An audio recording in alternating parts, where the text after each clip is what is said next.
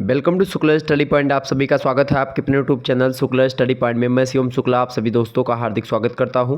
Home science के इस लिखित मॉडल पेपर में जो कि बीए फोर्थ सेमेस्टर के छात्र छात्राओं के लिए बहुत ही इंपॉर्टेंट होगा। होम साइंस मतलब होता है गृह विज्ञान, और गृह विज्ञान में जब आप एक प्रकार से चतुर्थ सेमेस्टर में होते हैं तो आपको आवास एवं प्रसार शिक्षा के बारे में पढ़ना होता है। मतलब अंग्रेजी में इसको बोलते हैं एक्सटेंशन एजुकेशन बोलते हैं प्रसार शिक्षा को, और आवास को बोलते हैं हाउसिंग। मतलब हाउसिंग एंड एक्सटेंशन एजुकेशन आप अंग्रेजी में कहते हैं आवास एवं प्रसार शिक्षा को। तो विस्तार से हम जानने का प्रयास करेंगे कि कौन कौन से प्रश्न आवास एवं प्रसार शिक्षा से आपकी परीक्षा अर्थात बीए फोर्थ सेमेस्टर की परीक्षा में पूछे जा सकते हैं। आप किसी भी विश्वविद्यालय से संबंध रखते हैं, किसी भी विश्वविद्यालय में पढ़ते हैं, या आप किसी भी कॉलेज में पढ़ते हैं जो कि अलग अलग यूनिवर्सिटी से संबंधित होता है, रिलेटेड होता है, तो सभी के लिए इम्पोर्टेंट है ये। ठीक है, यहाँ तक कि आप देखते हैं जननायक चंद्रशेखर बलिया विश्वविद्यालय, वीर बहादुर सिंह पूर्वांचल विश्वविद्यालय, राम मनोहर लोहिया अवध विश्वविद्यालय, या इसी प्रकार से अन्य विश्वविद्यालय जहाँ पर लिखित परीक्षा हो रही है उन सभी के लिए बहुत महत्वपूर्ण है यह पूरा का पूरा लेक्चर। तो अंत तक जरूर देखिएगा। मोस्ट इंपॉर्टेंट क्वेश्चंस और आंसर्स इस वीडियो के माध्यम से आप लोग जानने को पाएंगे। Home science BA second year fourth semester 2023 आवास एवं प्रसार शिक्षा यानी housing and extension education new model paper है 2023 की परीक्षाओं के लिए। इससे पहले एक या दो मॉडल पेपर ऑलरेडी अवेलेबल है। तो मोस्ट इंपॉर्टेंट प्रश्न और उत्तर हैं। चलिए, सबसे पहली बात, आपको 3 खंडों में आपका पेपर होता है। खंड आ, बा और सा। खंड आ से अति लघुत्तरीय, बा से लघुत्तरीय और सा से दीर्घोत्तरीय टाइप के प्रश्न पूछे जाते हैं। जैसे अलग अलग विश्वविद्यालयों में क्या होता है, अलग अलग टाइप का प्रश्न पत्र होता है। सॉरी, थोड़ा सा गले में दिक्कत है तो इसलिए कभी कभी थोड़ा आवाज़ में जो है भारीपन आपको महसूस हो सकता है, तो उसके लिए आप सभी से मैं पहले से ही क्षमा प्रार्थी हूँ। चले, तो सभी प्रश्न आपको करने अनिवार्य हैं। खंड आ के 50 शब्दों में एक प्रश्न का उत्तर आपको लिखना है। देखें, पहला प्रश्न आपकी स्क्रीन पर आ चुका है, आवास क्या है, या आवास लिख करके आपको ऐसे छोड़ देगा और आपको आवास के बारे में बताना पड़ेगा। ठीक है, तो आवास क्या है, यानी यहाँ पर आवास का मतलब है कि आवास की परिभाषा दें, आवास के बारे में आप बताएं। तो आवास किसे कहते हैं भैया, आवास क्या होता है आप लिखेंगे क्या इसमें, आवास जो होता है। अच्छा, इसमें इन प्रश्नों को 50 शब्दों में आपको लिखना है। 2 नंबर का एक प्रश्न है, ये सब ध्यान रखिएगा। ठीक है, अति लघुत्तरीय टाइप के प्रश्न हैं। तो आवास के बारे में अगर बात की जाए तो आवास जो होता है वो प्रत्येक जीवधारी की जो मौलिक आवश्यकता होती है उसमें शामिल होता है। अच्छा, प्रत्येक जीवधारियों की जो मौलिक आवश्यकताएं होती हैं उनमें 3 आवश्यकताएं मौलिक आवश्यकता होती है। एक होता है रोटी, सबसे पहली जो मौलिक आवश्यकता है वो रोटी, रोटी माने होता है खाना, भोजन। दूसरा होता है कपड़ा यानी वस्त्र पहनना। ठीक है, और तीसरा क्या होता है, यानी मतलब कि खा पी लिया पहले, उसके बाद फिर वस्त्र, वो तन ढकने के लिए वस्त्र की आवश्यकता होती है। फिर जब वस्त्र भी उसको उपलब्ध हो जाता है तो उसके बाद में फिर वो आवास की तरफ भागता है, मतलब कि मकान जिसको बोलते हैं। ठीक है, तो रोटी, कपड़ा और मकान, जिसको कहते हैं नहीं रोटी कपड़ा मकान, इतना मिलता रहे तो काम चलता रहे, तो ये मूलभूत आवश्यकता होती है। तो मूलभूत आवश्यकता में से एक क्या होता है, एक आवास भी होता है। तो आवास जो है वो प्रत्येक जीवधारी की एक मौलिक आवश्यकताओं में से एक है। R.S. देशपांडे जी आवास की परिभाषा को देते हुए बड़े ज़बरदस्त शब्दों में कहते हैं कि आवास जो होता है वो मानव समूह के लिए एक शरण स्थल होता है। शरण मतलब क्या होता है कि थका हारा व्यक्ति, या कहीं पर अगर आपको एक प्रकार से चाहे बचाव की बात की जाए, चाहे कहीं पर आपको कोई मार पीट रहा है तो आप भाग करके अपने घर में आकर के अगर दरवाज़ा भी बंद कर लेंगे तो कुछ बचाव आपका हो जाएगा। तो कुल मिलाकर के आवास जो होता है मानव समूह के लिए एक शरण स्थल है। मानव समूह या मनुष्य जो होता है घर में ही निवास करता है, घर में ही शरण पाता है, रहता है, और रात्रि में वहाँ पर आराम से सोता है। तो ये होता है एक प्रकार से आवास। यानी देशपांडे जी कहते हैं कि आवास मानव समूह के लिए एक शरण स्थल होता है, जिसमें छत होती है, जिसमें दीवारें होती हैं, जिसमें फर्श होती हैं, जिसमें एक प्रकार से दरवाजे होते हैं, खिड़कियां होती हैं, ये सब होती हैं। तो ऐसा शरण स्थल जिसमें क्या होता है, ऐसा शरण स्थल जिसमें दरवाजे हो, फर्श हो, खिड़कियां हो, दीवारें हो, छत हो, और वो मानव का शरण स्थल हो, मानव समूह का, उस प्रकार के शरण स्थल को हम लोग आवास कहते हैं। R.S. देशपांडे जी इस प्रकार से आवास की परिभाषा देते हैं। तो अगर आप आवास के बारे में अपना खुद लिखना चाहते तो आप ये भी लिख सकते हैं कि निवास या आवास की, आवास और निवास का मतलब एक ही होता है। ठीक है, तो निवास की इकाई या जो है रिहायशी मतलब कि जो रिहायशी संरचना होती है, मतलब जो एक प्रकार से घर बनता है ख़ास करके, उसी को बोलते हैं रिहायशी संरचना। तो उसमें दीवारें होती हैं, छत होते हैं, दरवाजे होते हैं, खिड़की होती है, तो उन सभी का एक प्रारूप जो हमको सुरक्षा प्रदान करता है और अतरंग वातावरण दे सकता है, उसी को आवास कहते हैं। तो ये हो गया आपका आवास, ठीक है। तो कुछ इस प्रकार से आवास के बारे में आप लोगों को हमने बताया। तो आवास के बारे में आपको समझ में आ गया होगा निश्चित तौर पर, ठीक है, सभी लोगों को समझ में आ गया। तो ये होता है आवास। अच्छा, एक होता है घर। घर किसे कहते हैं? तो घर की बड़ी अच्छी परिभाषा दी है निकिल और डार्सी ने। घर और आवास, घर की परिभाषा दी है निकिल और डार्सी ने। कहा कि घर वह स्थान होता है जहाँ परिवार का प्रत्येक सदस्य तनाव रहित रहता है और उससे मतलब तनाव नहीं रहता है उसमें, और उसे स्वयं को अभिव्यक्त करने का अवसर प्राप्त होता है और सामूहिक जीवन का आनंद प्राप्त करता है व्यक्ति घर में रह करके। तो घर और आवास एक ही बात लगभग होती है, लेकिन मकान और घर में अंतर होता है, ये बात भी आप ध्यान रखिएगा। मकान में एक प्रकार से लोग अपने काम को करते हैं, ठीक है, लेकिन घर में लोग रहते हैं, आवास में लोग रहते हैं, ठीक है, ये बात ध्यान रखिएगा। या मकान चौराहे पर या सड़क पर कहीं दुकान उकान आप करते हैं उसमें, तो उसको आप मकान कह सकते हैं, लेकिन जिसमें आप रहते हैं वो मकान नहीं होता, वो घर होता है, आपका आवास होता है। तो ये रहा आवास के बारे में कुछ बातें जो कि आपको जाननी चाहिए, मैंने आपको बता दी। तो लघु उत्तरीय में भी अगर पूछा जाएगा तो आप आसानी से इस प्रश्न का उत्तर आप बता पाएंगे। अगला प्रश्न दूसरा नंबर, आमुख। आमुख माने होता है मुखौटा, यानी घर का जो मुखड़ा होता है वो किस तरफ करना चाहिए। तो घर का जो मुखौटा होता है उसी को बोलते हैं आमुख, ठीक है। तो आमुख का सीधा सा मतलब होता है सूर्य भगवान की जो रोशनी है वो हवा, वर्षा और आसपास के क्षेत्र जो होते हैं उनके अनुसार भवन की स्थिति आयोजित करना, ताकि ये सभी तत्व जो हैं भवन में यानी कि घर में आवश्यकता के अनुसार आपको सुविधापूर्वक प्राप्त होते रहें। मतलब कि ऐसा घर बनवाए जिससे आपको प्रकाश भी मिलता रहे, हवा भी आपके घर में प्रवेश करे, वर्षा भी हो तो एक प्रकार से आप सुरक्षित रह सके, और आसपास का जो क्षेत्र है उसके अकॉर्डिंग आप एक प्रकार से अपने घर को बना सकते हैं। तो उसको बोलते हैं आमुख, ठीक है।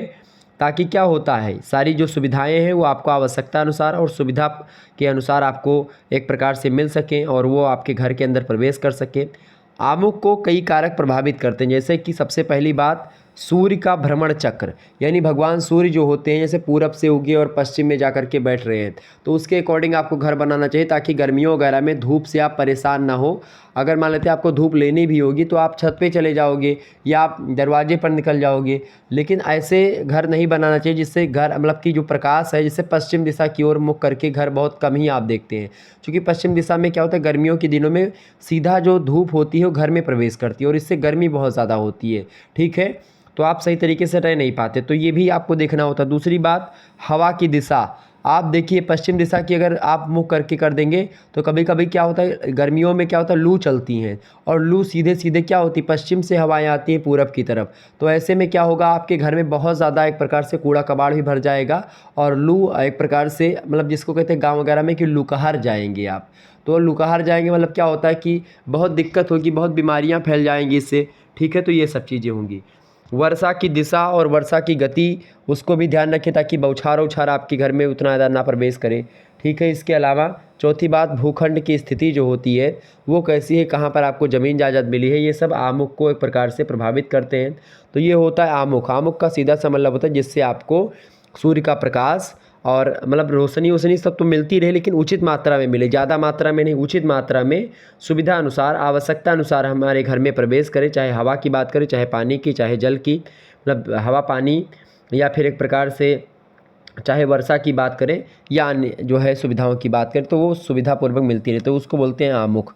तीसरा प्रश्न आपकी स्क्रीन पर आ चुका है, सामूहिकरण किसे कहते हैं। सामूहिकरण, अच्छा, घर बनवाते समय एक बात का आपको ध्यान रखना पड़ता है, कोई भी घर बनवाता है सामूहिकरण का सीधा सा मतलब वही होता है जो मैं अभी बताने जा रहा हूँ।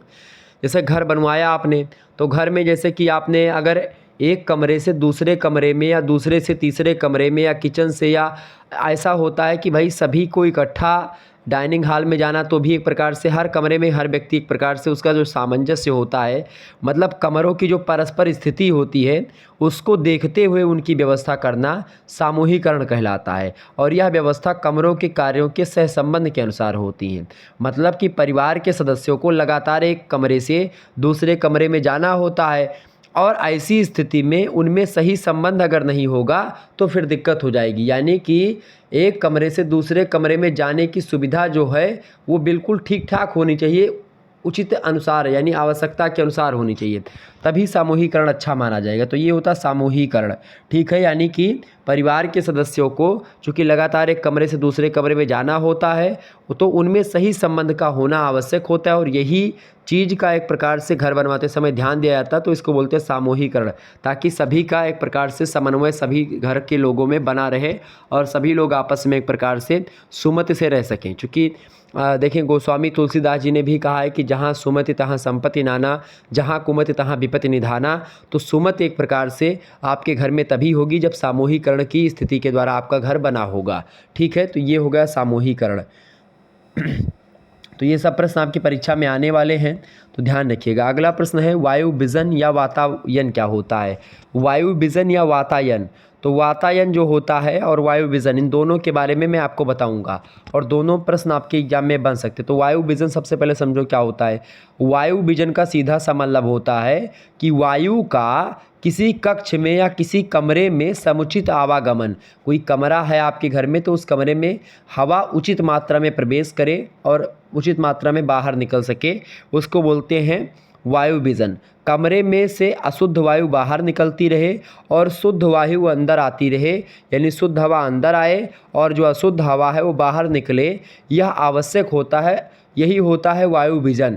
किसी भी घर में वायु विजन मतलब कि वायु का आवागमन, मतलब शुद्ध वायु आए और विशुद्ध वायु बाहर मतलब विशुद्ध भी शुद्ध ही होता है, अशुद्ध वायु जो होती है वो बाहर निकले। देखिए एक बात ध्यान रखिएगा, अशुद्ध और विशुद्ध ये दोनों अलग अलग शब्द हैं। अशुद्ध माने होता आ माने होता नहीं, और बी माने होता है हाँ होना। तो बी शुद्ध माने होता है एकदम से शुद्ध होना, ठीक है। बी शुद्ध माने एकदम से शुद्ध होना, और अशुद्ध माने होता है शुद्धता ना होना, ठीक है। यानी आ होता है नकारात्मक का प्रतीक और बी होता है सकारात्मकता का प्रतीक। तो ये बात बहुत ध्यान रखिएगा, क्योंकि ये बहुत इंपॉर्टेंट होता है। चले, तो वायु विजन का क्या मतलब होता है। वायु विजन का मतलब होता है कि वायु जोन है, जोन अच्छी वायु है, नीक वायु है, वो घर के अंदर आवे, और जोन बेकार वायु है वो बाहर निकले, यह का कहा जाता है वायु विजन। अच्छा, वायु विजन के कई कार्य होते हैं। तो देखिए सबसे पहला कार्य होता है वायु विजन का घर में लगवाने, मतलब कि वायु विजन होने का घर में, चूँकि दुर्गंध से मुक्ति मिलती है, इससे सबसे पहली बात। दूसरी बात, आर्द्रता में कमी आती है, मतलब जो वायु में एक प्रकार से आर्द्रता होती है। आर्द्रता माने होता है एक प्रकार से जो है ठंडापन होना या वायु का जल में होना, तो इससे क्या होता है आर्द्रता में कमी आती है। तीसरी बात, ऑक्सीजन की समुचित आपूर्ति आपके घर में एक प्रकार से होती रहती है, क्योंकि शुद्ध वायु आएगी और अशुद्ध वायु बाहर निकलेगी, तो इससे क्या होगा, इससे आपके घर में ऑक्सीजन बढ़िया तरीके से आता रहेगा। चौथी बात, चौथा कार्य ये होता है वायु विजन का कि शरीर पर सुखद ठंडेपन का आभास होता है, ठीक है। ये एसी जो होता है किसका काम करता है, वायु विजन का काम करता है। वो बाहर से जो वायु होती है उनको अंदर लाता है, उसको ठंडा करता है मशीन, और अंदर की जो गर्म वायु होती है उनको बाहर निकालता है, ठीक है। तो वो एक प्रकार से वायु विजन का ही काम करता है। जो किचन वगैरह में जो पंखे लगे होते हैं, जो एग्जॉस्ट फैन जिसको आप बोलते हैं, तो वो जो है किचन की जो गर्म वायु होती है उसको बाहर निकालते हैं, बाहर की ठंडी वायु को अंदर प्रवेश करवाते हैं, तो वो भी वायु विजन का ही काम करते हैं, ठीक है। ये ध्यान रखेंगे, समझ में आ रही चीज़ें। अच्छा, अब होता है वातायन। वातायन क्या होता है, तो वातायन जो होता है ये भी एक प्रकार से शुद्ध वायु का प्रवेश और अशुद्ध वायु से छुटकारा पाने का एक तरीका होता है। वातायन जो होता है, वायु विजन जो होता है जिस प्रकार से होता है उसी प्रकार से वातायन, वातावरण माने होता है घर में ही बनवाया जाता है। जैसे खिड़की जो होता है, झरोखा जिसको आप बोलते हैं, जिससे सूर्य का प्रकाश आता है, रोशनदान बोलते हैं जिसको, झरोखा सीधा सा मतलब समझो झरोखा। वातायन, वातायन माने होता है खिड़की जिससे हवाएं आती हैं। जैसे आप लोगों ने अगर हिंदी पढ़ी होगी तो एक पवन दूतिका आपने चैप्टर पढ़ा होगा, कक्षा 10 या 11 या 12 में किसी में है, मुझे ध्यान नहीं है, लेकिन पवन दूतिका अयोध्या सिंह उपाध्याय हरिओद की रचना है, और वो रचना है प्रिय प्रवास। उसमें पवन दूतिका यानी हवा को दूत बना करके राधा जी भगवान श्री कृष्ण के पास भेजती हैं, कहती हैं कि मेरे प्रिय का पता लगा करके आओ और मेरे प्रिय से हमारा संदेशा बता दो। तो राधा जी बैठी होती उसी समय कवि लिखता है, अयोध्या सिंह उपाध्याय हरिओद लिखते हैं प्रिय प्रवास में, हिंदी का मतलब खड़ी बोली का सबसे पहला महाकाव्य है वो, ठीक है, हिंदी का प्रिय प्रवास, अयोध्या सिंह उपाध्याय हरिओद ने लिखा है। उसमें लिखा गया कि एक प्रकार से बैठी खिन्ना यक दिवस वह गेह में थी अकेली, गेह माने होता है घर, तो बैठी खिन्ना, खिन्न मन से बैठी हुई थी राधा जी एक घर में, बैठी खिन्ना यक दिवस वह गेह में थी अकेली, आके आंसू दृग युगल से थे धरा को भिगोते, मतलब उनके आंखों में आंसू आ रहे थे और धरा मतलब पृथ्वी को भिगो रहे थे। आके आंसू दृग युगल से, दृग युगल माने होता है दोनों एक प्रकार से नेत्र, उसका मतलब होता है दो, दृग युगल, दृग माने होता है देखना, एक प्रकार से देखने वाली मशीन या आँख जिसको कहते हैं दृग, ठीक है, दृग लोचन जिसको आप कहते हैं। तो आके आंसू दृग युगल से यानी दोनों देखने वाले नेत्रों से आंसू आकर के और से थे धरा को भिगोते, वो उन्हीं आंसुओं से पृथ्वी को भिगो रहे थे। और इसी स्थिति में एक प्रकार से क्या आती है, आई उसी काल प्रातः वाली सुपवन, उसी काल वातायनों से, मतलब तभी क्या होता है, वातायन से क्या होती है, वातायन के लिए मैंने इतनी सारी चीज़ों को बताया। आई उसी काल मतलब प्रातः वाली सुपवन, आई उसी काल वातायनों से, ये है। तो वातायन मतलब होता है खिड़की एक प्रकार से, जिसको बोलते हैं झरोखा, झरोखा मतलब समझ रहे हैं कि वायु इसे खोल दो खिड़की एकदम से, ठीक है, तो खिड़की जब खुल जाती है तो हवा एकदम से बढ़िया आसपास होती रहती है, अंदर की जो वायु है बाहर निकलती, बाहर की अंदर आती है, तो उसको बोलते हैं वातायन, यानी कि खिड़की एक टाइप की, ठीक है। तो इससे क्या होता है, शुद्ध वायु अंदर आती है और अशुद्ध वायु बाहर भी निकलती है। साह, काले और पातकी, इन तीनों ने मिलकर के वातायन को परिभाषित किया है और इन तीनों ने मिलकर के कहा कि किसी भी स्थान की सुविधाजनक स्थिति को बनाए रखने के लिए प्राकृतिक एवं यांत्रिक तरीके से वायु की आपूर्ति और निष्कासन वातायन कहलाता है। तो अगर सरल शब्दों में मैं आपको बताऊं तो घर में जो झरोखा या खिड़की होती है, जंगला होता है, उसी को कहा जाता है वातायन, ठीक है। और एक रोशनदान होता है ऊपर, वो प्रकाश लाता है, उससे भी थोड़ी बहुत हवा आती है। लेकिन खिड़की चूँकि आपके बेड के बगल में या तख्ता अगर आप रखते हैं अपने कमरे में, तो वहीं पर अगर रख लीजिए तो तख्ता खिड़की तक आपका पहुंच जाए, इतनी ऊंचाई भी उसकी होनी चाहिए, तो हवा बराबर आती रहेगी और आपके मुखड़े पर लगती रहेगी, ठीक है। तो ये होता था खिड़की या वातायन। समझ में आई चीज़ें, आगे बढ़ते हैं। पांचवा प्रश्न आप देखिएगा तो वायु विजन और वातायन का लगभग काम एक ही होता है, ठीक है। समझ में आई चीज़ें, आगे बढ़ते हैं। अगला प्रश्न, प्राथमिक रंग और द्वितीयक रंग के बारे में आप बताएं। प्राथमिक रंग क्या होता है और द्वितीयक रंग क्या होता है। प्राथमिक रंग की अगर बात की जाए, देखिए प्राथमिक रंग मुख्य रूप से तीन होते हैं। पहला होता है लाल, ठीक है, पहला कौन सा रंग है, लाल। दूसरा रंग होता है आपका पीला, ठीक है, और तीसरा रंग होता है आपका नीला। तो लाल, पीला और नीला, ये तीन रंग होते हैं, ये होते हैं प्राथमिक रंग, ठीक है, जिसको आप बोलते हैं प्राइमरी कलर, ठीक है। और यह तीन रंग जो होते हैं प्राथमिक रंग इसीलिए कहे जाते हैं क्योंकि इनके अलावा कोई रंग दुनिया में नहीं होता है, और इन्हीं रंगों का प्रयोग करके कई प्रकार के रंग जो होते हैं वो बनाए जाते हैं। अब जैसे कि तो जिन रंगों मतलब इन रंगों का प्रयोग करके जो रंग बनाए जाते हैं उनको कहते हैं द्वितीयक रंग। समझ रहे हैं, यानी प्राथमिक रंगों के द्वारा जब दो प्राथमिक रंगों को समान मात्रा में मिलाया जाता है तो उसके परिणाम स्वरूप जो रंग प्राप्त होता है उस रंग को हम कहते हैं द्वितीयक रंग। जैसे अगर हम कहीं आपसे, पहली बात देखो, अगर आप लाल रंग का पीला रंग से मिलाए देबो तो क्या बने, देखिए लाल और प्लस पीला, लाल और पीला रंग मिलने से क्या बनता है बाबू, लाल और पीला रंग मिलने से बनेगा आपका नारंगी रंग। बोलो सही कह रहा हूँ गलत। लड़कियाँ बहुत जानती हैं ये रंगों के बारे में, कला बहुत बनाती होंगी आप सभी में से बहुत सारी लड़कियाँ, तो सही कह रहा हूँ ना। तो जब लाल और पीला रंग मिलेगा तो क्या बनेगा, नारंगी रंग बनेगा।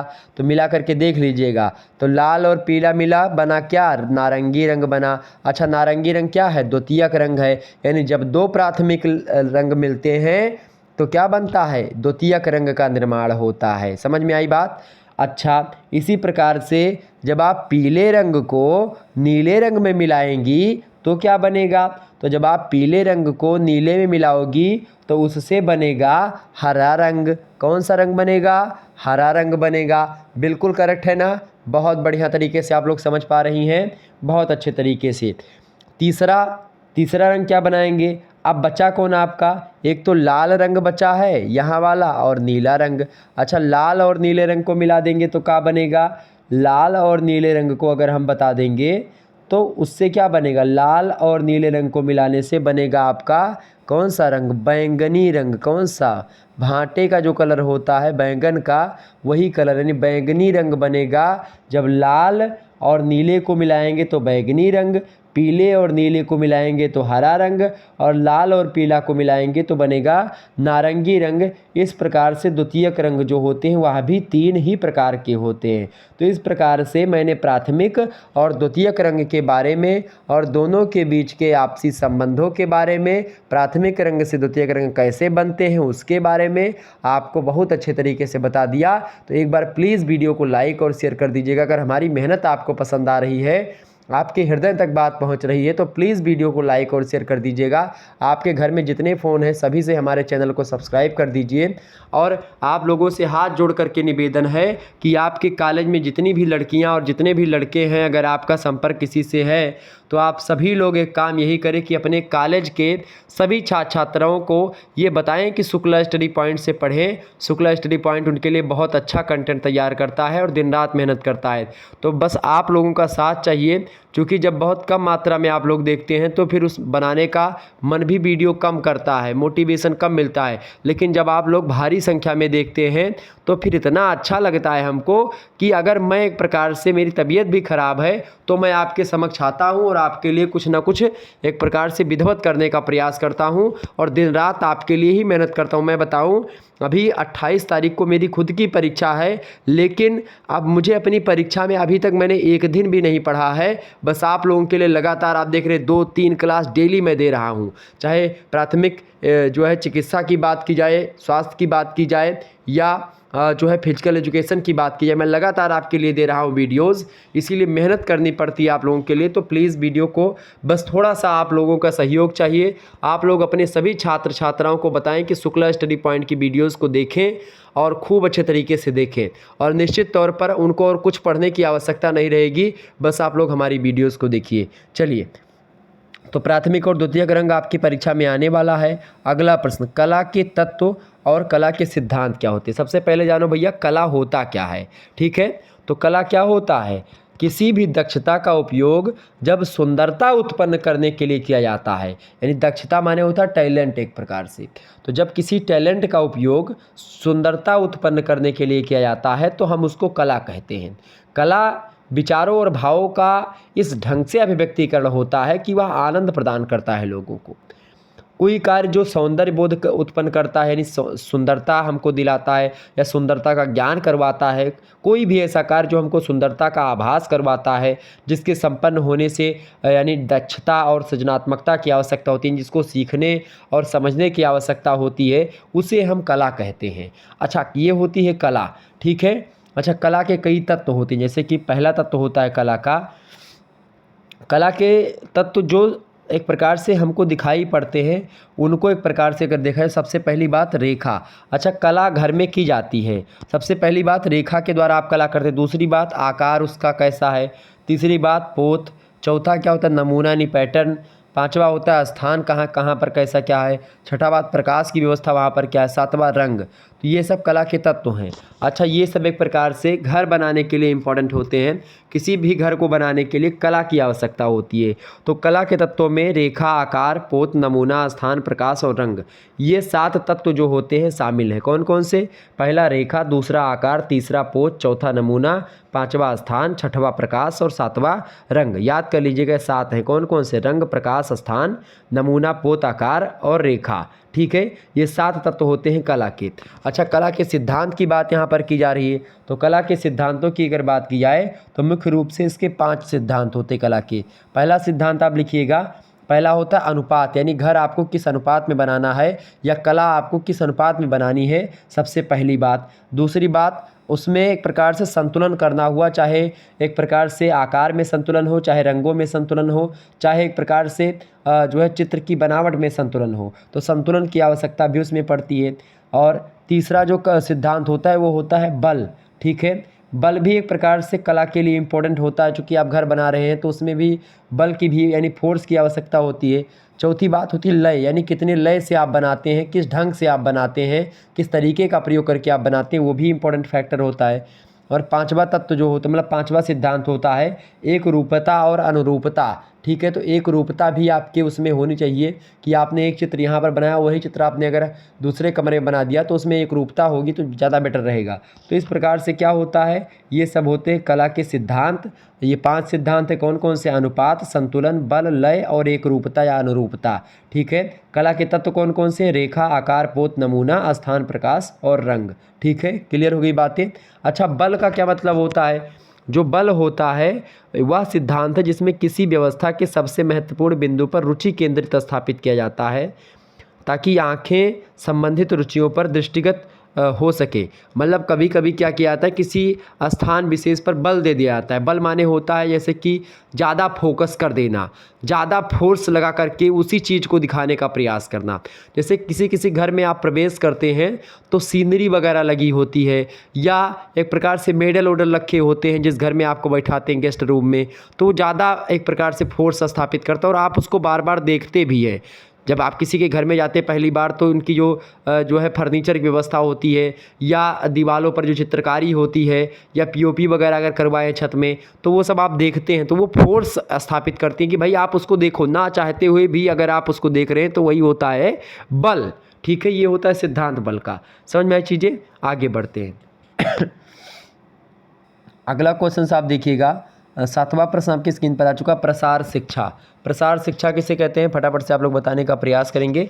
बहुत ही अच्छे तरीके से आप लोग समझ रहे हैं और बड़ा अच्छा लग रहा है मुझे पढ़ाते वक्त। ठीक है, चले। अच्छा, पोत एक शब्द मैंने बताया था, आप सबको कमेंट आ रहे किसी लोगों के कि भाई पोत क्या है सर जी, पोत के बारे में आपने नहीं बताया। पोत क्या होता है? पोत जो होता है आपका ये कला के तत्व होता है एक।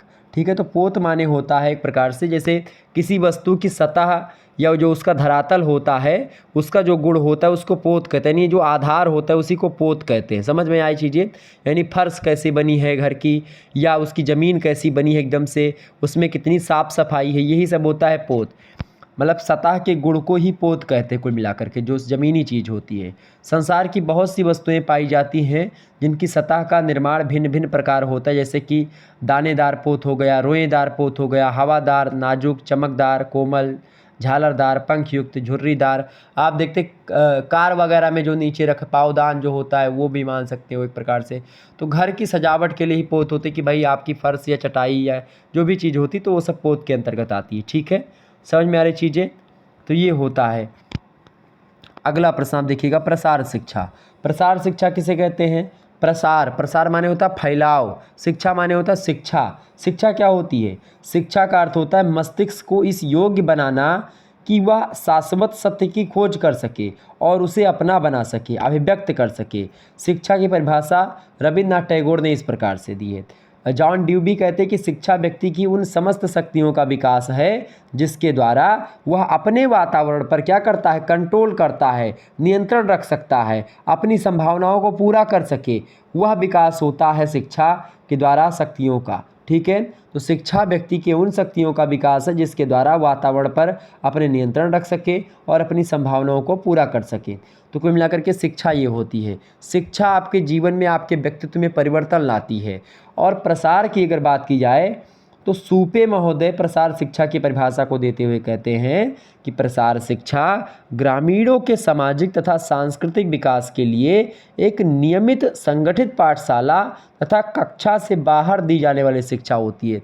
फैलाव शिक्षा या प्रसार शिक्षा या एक्सटेंशन एजुकेशन जो होता है, अगर मैं आपको अपने शब्दों में बताऊं, सरल शब्दों में बताऊं, आपकी अपनी भाषा में बताने का प्रयास करूं, तो प्रसार शिक्षा का मतलब ये होता है जैसे आप बचपन में स्कूल गए पढ़े या स्कूल गए आप पढ़ने, तो स्कूल जाने के बाद में क्या होता है, आपको एक सिलेबस मिलता है, एक पाठ्यक्रम होता है, उतना पाठ पढ़ना है, कक्षा 1 माह, फिर 2 माह, 3 माह, 4 माह, इस प्रकार से 12 इंटर, अब BA में आप लोग आए गए पढ़े। तो इस प्रकार से क्या होता है कि एक सिस्टमेटिकल वे में आप पढ़ रही थी या सिस्टमेटिकल वे में आप पढ़ रहे थे। अब इसके बाद में क्या होगा कि जब आप एक प्रकार से मान लेते हैं ऐसे व्यक्ति या ऐसे लड़कियां, ऐसी महिलाएं या ऐसे पुरुष जो कि पढ़ाई नहीं किए हुए हैं या किन्हीं कारणों के बस में उनकी पढ़ाई छूट गई थी और वो लोग एक प्रकार से नहीं पढ़ पा रहे, मतलब कि नहीं पढ़े हैं, और तो उन लोगों को एक प्रकार से शिक्षित करना या उन लोगों को यानी एक प्रकार से प्रौढ़ शिक्षा या एक प्रकार से ऐसे लोगों को सिखाना जो कि कोई चीज़ नहीं जानते हैं। गांव वगैरह में बहुत सी चीज़ों के बारे में लोग नहीं जान पाते हैं, तो उनको उन चीज़ों से अवगत करवाना। जो नवीन नवीन चीज़ें आ रही, नई नई तकनीकी आ रही, उन तकनीकों से लोगों को परिचित करवाना, ये होता है प्रसार शिक्षा। ठीक है, यानी स्कूल से बाहर शिक्षा। स्कूल वगैरह हो जाने के बाद में लड़की की शादी हो गई, घर में है, तो उसको घर गृह प्रबंधन के बारे में बताना कि खाना कैसे बनाया जाता है, किस दिन कौन सा खाना बनाना चाहिए, सारी चीज़ों को बताना। ठीक है, इसी प्रकार से ये होता है प्रसार शिक्षा। प्रसार शिक्षा की परिभाषा को कैलसी और हार्ने द्वारा भी दिया गया। कहा गया कि प्रसार शिक्षा पाठशाला से बाहर की पद्धति है जिसमें प्रौढ़ और वृद्ध सभी कार्य करने के द्वारा सीखते हैं, और इसका बुनियादी उद्देश्य होता है मनुष्य का विकास करना, मनुष्य के व्यक्तित्व का विकास करना, ताकि वो हर एक चीज़ को जान पाए।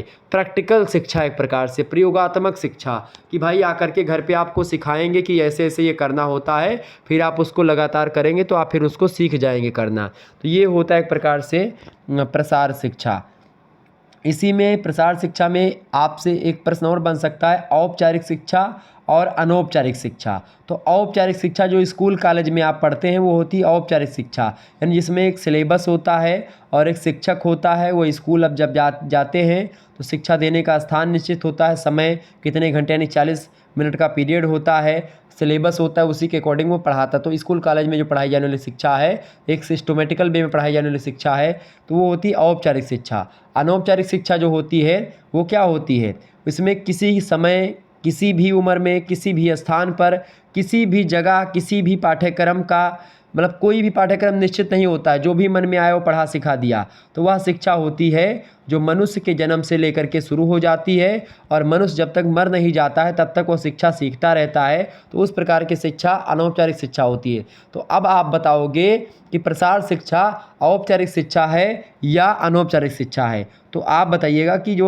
जो है ये प्रसार शिक्षा जो होती है वो अनौपचारिक शिक्षा एक प्रकार से है। ठीक है, ये किसी सीमा में बंध करके शिक्षा इसकी नहीं होती है, बंधन मुक्त होकर के शिक्षा होती है, कोई सिलेबस और किसी टीचर का कोई भय, कोई डर, ये सब नहीं होता। आगे देखिए, 8वां प्रश्न है, संचार किसे कहते हैं। संचार प्रश्न इंपॉर्टेंट है आपकी परीक्षा की दृष्टि से। संचार, अच्छा संचार की अगर बात की जाए तो संचार जो होता है एक ऐसी प्रक्रिया होती है जिसमें एक व्यक्ति से दूसरे व्यक्ति के साथ पारस्परिकता के आधार पर इस प्रकार अपनी बातों, विचारों तथा तथ्यों, अनुभूतियों को बांटा जाता है कि उसका सामान्य अर्थ निकल सके। कुल मिलाकर के संचार के द्वारा एक व्यक्ति दूसरे व्यक्ति से अपने विचारों को आदान प्रदान करता है। ठीक है, सूपे महोदय संचार की परिभाषा को देते हुए कहते हैं कि संचार एक प्रक्रिया है जिसमें संदेश स्रोत से प्राप्तकर्ता तक स्थानांतरित किया जाता है। मतलब कि आप कोई चीज़ या कोई विचार जो है किसी, चाहे तो आप आमने सामने खड़े होकर के बात कर रहे हैं तो हो गया, एक प्रकार से बगल बगल बातचीत कर रहे हैं, लेकिन कहीं दूसरे स्थान पर कोई है, आप कानपुर हो और कोई व्यक्ति बनारस बैठा है, तो वहाँ से एक प्रकार से फ़ोन के माध्यम से आपने अपने विचारों को भेज दिया या कोई पत्र लिख दिया या कोई गज़ट करवा दिया किसी पेपर में, तो इस प्रकार से होता है। कुल मिलाकर के संचार के कई तत्व होते हैं जिन तत्वों के माध्यम से संचार किया जाता है। संचार में सबसे पहली बात, एक संचारक होता है। संचारक मतलब क्या होता है, जो कम्युनिकेटर जिसको बोलते हैं, कि एक प्रकार से जो एक प्रकार से संदेश भेजने वाला होता है वो होता है, और संदेश जो भेजने वाला होता है उसको बोलते हैं कम्युनिकेटर, यानी कि एक प्रकार से संचारक। दूसरा कौन होता है, दूसरा होता है संदेश, यानी जो संदेश या जो चीज़ उसने लिख करके भेजा है पत्र में वो, ठीक है, या फ़ोन पे बताया वो।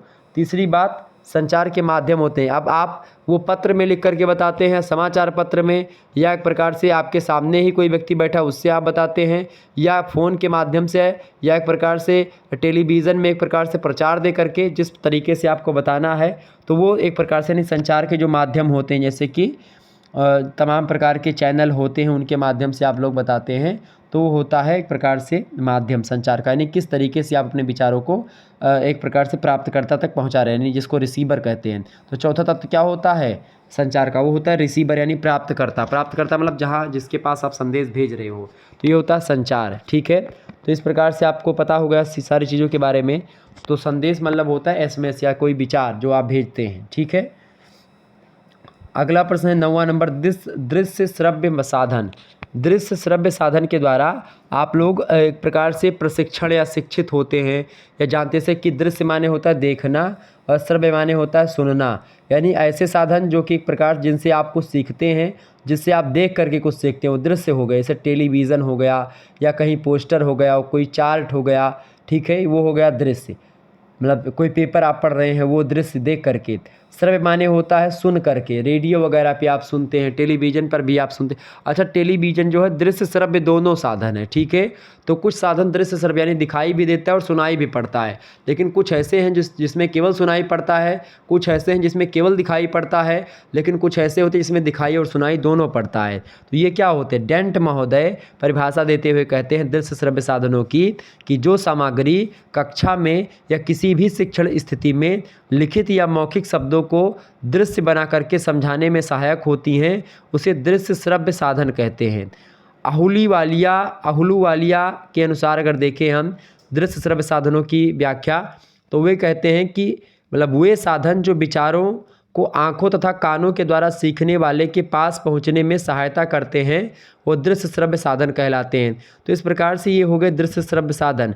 इसमें आपके कई सारे होते हैं, जैसे कि पोस्टर हो गया, फ्लैश कार्ड हो गया, टोबलो हो गया, छाया अभिनय हो गया, सेवा पत्र हो गया, कोई चलचित्र हो गया, ये सब शामिल हैं। ठीक है, आगे बढ़ते हैं। 10वां प्रश्न आपकी स्क्रीन पर आ चुका है। ICDS और DWCRA यानी इसको डोकरा बोलते हैं और इसको बोलते हैं ICDS, यानी कि इसके बारे में आपको बताना है।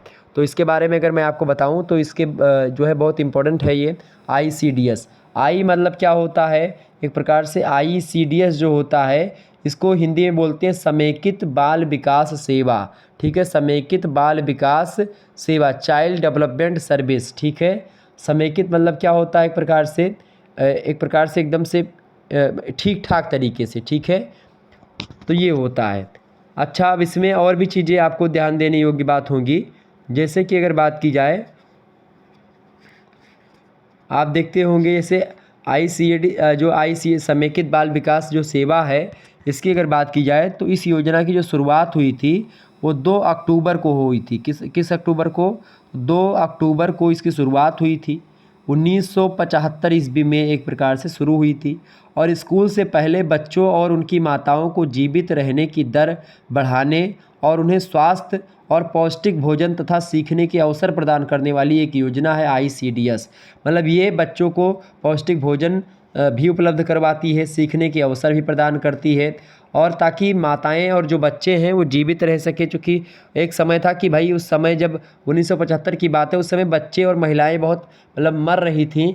ठीक है, बीमारियों के कारण से, तो उसी को एक प्रकार से ना मरने के मतलब मरने से रोकने के लिए उसको एक प्रकार से इस प्रकार की योजना सरकार के द्वारा चलाई गई। और इस योजना का जो मुख्य उद्देश्य था ICDS का, वो एक प्रकार से 1 से 6 वर्ष के जो बच्चे होते हैं और गर्भवती जो स्त्रियां होती हैं उनके आहार और स्वास्थ्य में सुधार लाना, ताकि एक प्रकार से उनकी मृत्यु ना हो सके। ठीक है, तो ये था एक प्रकार से ICDS। जबकि DWCRA की बात की जाए तो इसका फुल फॉर्म क्या होता है, इसको बोलते हैं शॉर्ट फॉर्म में ग्राम शिक्षिका। ठीक है, या ग्रामीण महिला शिशु विकास कार्यक्रम इसको बोलते हैं। ठीक है, या अंग्रेजी में बोलते हैं development of women children in rural areas, मतलब ग्रामीण महिला शिशु विकास कार्यक्रम। ठीक है, या जिसको शॉर्ट फॉर्म में ग्राम शिक्षिका के रूप में भी हम जानते हैं। ठीक है, तो इसका काम क्या होता था, गरीबी रेखा से नीचे रहने वाली जो महिलाएं हैं उनके आर्थिक और सामाजिक विकास के लिए एक विशेष प्रकार का एक कार्यक्रम होता है डोकरा। और इस योजना की शुरुआत जो हुई थी 1982 में हुई थी, यानी 1982 में डोकरा की शुरुआत होती है। और इसका मुख्य लक्ष्य रखा जाता है महिलाओं को स्वरोजगार हेतु साधन उपलब्ध करवाना, ताकि महिलाएं घर पर रह करके खुद ही काम कर सकें और खुद ही कमाई कर सकें। ठीक है, ये एक प्रकार से ग्राम शिक्षिका की एक प्रकार से सेविका, ग्राम सेविका या मतलब ग्राम सेविका ही कहा जाता है। ठीक है, ये उसका है। जिसमें क्या होता है, जिससे वे अपनी आय बढ़ा सकें और तभी मतलब शिशु का भी कुछ विकास अच्छी तरीके से संभव हो पाएगा जब महिलाएं खुद थोड़ा बहुत पैसे कमाएंगी, तो एक प्रकार से वो अपने पौष्टिक आहार की व्यवस्था और बच्चे के पौष्टिक आहार के लिए कुछ काम कर पाएंगी। इसी प्रकार से एक संस्था है यूनिसेफ, तो यूनिसेफ से भी प्रश्न पूछेगा। संयुक्त राष्ट्र संघ की महासभा के द्वारा 1946 में यूनिसेफ की स्थापना की जाती है। यूनिसेफ मतलब होता है यूनाइटेड नेशन चिल्ड्रन फंड, ठीक है, बच्चों के लिए जो फंड की व्यवस्था करता है वो है। तो इस प्रकार से आप लोगों ने बहुत सारे प्रश्नों के बारे में जाना। अब हम लघु उत्तरीय प्रश्नों के बारे में समझने का प्रयास करते हैं। खंड बा, ठीक है, केवल 5 प्रश्नों के उत्तर आपको देने हैं। 200 शब्दों में इन प्रश्नों का उत्तर आपको लिखना है खंड बा के। आइए देखने का प्रयास करते हैं। देखिए पहला प्रश्न आपकी स्क्रीन पर है, घर तथा मकान में क्या अंतर होता है, बताएं सभी लोग। घर और मकान में क्या अंतर होता है, बहुत इंपॉर्टेंट प्रश्न है। तो मकान और घर में वही अंतर होता है जो जड़ और चेतन में होता है। मकान क्या है, एक जड़ संरचना है, मतलब मकान में कोई रहता वहता नहीं है, वैसे खाली है पड़ा। मकान मतलब एकदम से जड़, जिसमें कोई विचार कोई चेतना ना हो, चेतना विहीन, यानी निर्जीव। घर को आप निर्जीव मान लीजिए, मतलब सॉरी, मकान को आप एक निर्जीव मान लीजिए, ठीक है। मतलब मकान जो होता है एक जड़ संरचना है जिसमें प्रकृति के परिवर्तन स्थान नहीं रहते हैं, जबकि घर एक भावात्मक और चेतन भावना होती है जिसमें निवास करने वाले लोगों के संबंधों से फलती फूलती है। घर को मिलाकर के घर मकान रूपी संरचना में निवास करने वाली आत्मा होती है। मतलब अगर मकान बोला जाए तो उसमें कोई आत्मा नहीं, मतलब मकान एक निर्जीव, और घर को प्रायः आप सजीव मान सकते हैं क्योंकि घर में लोगों के आपसी संबंध होते हैं, ठीक है। तो जैसे होटल हो गया, छात्रावास हो गया, अस्पताल हो गया, इसी प्रकार के अन्य निवास स्थल गृह की संज्ञा नहीं पाते हैं क्योंकि इसमें निवास करने वाले किसी भावात्मक बंधन से नहीं बंधे हुए होते हैं। तो आपसे पूछे कि भाई जो होटल होते हैं, छात्रावास हैं या अस्पताल हैं या कोई दुकान वगैरह है, ठीक है, ये मकान कहे जाते हैं, ठीक है। इसको आप घर नहीं कह पाएंगे या इसको आप गृह नहीं कहेंगे, ठीक है। आप गृह उसी को कहेंगे जहाँ पर आप रहते हैं, आपके माता पिता, उनके बच्चे, परिवार आपका रहता है, वो होते हैं, क्योंकि वो भावात्मक रिश्ता जुड़ा हुआ होता है, ठीक है। तो भावात्मक रिश्ते में रह रहे लोगों के जो मकान होते हैं उनको आप घर कहते हैं, ठीक है। लेकिन ऐसे मकान जिसमें एक प्रकार से अलग अलग लोग रहते भले ही हैं लेकिन उसमें भावात्मक संबंध नहीं होता है, ठीक है, वो होता है मकान। कई अंतर है। पहला अंतर आप लिखिएगा, मकान जो होता है, मकान को अंग्रेजी में हाउस कहते हैं और घर को अंग्रेजी में होम कहते हैं, ये सब भी जान लीजिए, ठीक है। तो मकान जड़ संरचना है और घर जो होता है चेतन स्वरूप है, मतलब घर में चेतना होती है और जो मकान होता है उसमें चेतना नहीं होती है, यानी अचेतन है। दूसरा, मकान बनाया जाता है और घर बसाया जाता है, समझ में आइए। मकान बनाया जाता है और घर बसाया जाता है उसी मकान में। तीसरी बात, मकान जो होता है छत दीवार फर्श इस सब से बनता है, लेकिन जो घर होता है वो निवास करने वाले व्यक्तियों के परस्पर संबंधों से, उनके प्रेम से, उनके स्नेह से, एक दूसरे के प्रति एक प्रकार से जो भावना होती, इमोशंस होते हैं, उनसे बनता है, ठीक है। चौथा अंतर ये होता है, मकान में एक व्यक्ति रहता है और हो सकता है कोई भी ना रहे मकान में, जबकि घर में कई सारे लोग प्यार से रहते हैं, ठीक है। चौथी बात, पांचवा अंतर आप लिखिएगा। पांचवा अंतर आप लिख सकते हो, मकान आवश्यकता एवं परिस्थिति के अनुसार बदल लिया जाता है जबकि घर समानता विवाह के पश्चात ही बदला जाता है, ठीक है। छठा अंतर आप ये लिख सकते हो कि मकान के स्थायित्व की एक सीमित अवधि होती है जबकि घर जो होता है वो अखंड है, समाज में इसकी जीवंतता अक्षय है, एक घर से एक या अधिक घरों की उत्पत्ति हो सकती है। सातवां अंतर आप लिख सकते हो कि मकान एक भौतिक आवश्यकता है जबकि घर जो होता है एक मानसिक एवं भावात्मक आवश्यकता होती है, ठीक है। यानी घर एक प्रकार से मेंटल और इमोशन दोनों से जुड़ा हुआ होता है, मानसिक और भावात्मक दोनों चीज़ों से जुड़ा हुआ होता है। तो ये होता है घर और मकान में अंतर, तो आप आसानी से लिख पाएंगे अगर आपने मेरी वीडियोज़ को देखा। आगे बढ़ते हैं, अगला प्रश्न। दूसरा प्रश्न आपकी स्क्रीन पर आ चुका है, आदर्श आवास की विशेषताएं बताइए। आदर्श माने होता आइडियल, आवास माने होता है एक प्रकार से रहने का स्थान, ठीक है। एक ऐसा घर, एक ऐसा मकान जिसमें रहने की उचित सुविधाएं हो, अच्छी सुविधाएं हो, उसको बोलते हैं आदर्श मकान।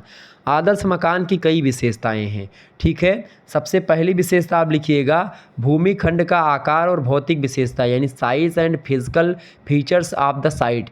यानी एक आदर्श मकान के लिए भूमि खंड का उचित चुनाव प्रथम प्राथमिकता होती है। भूमि खंड का चुनाव परिवार की आवश्यकता के अनुसार तो होना ही चाहिए।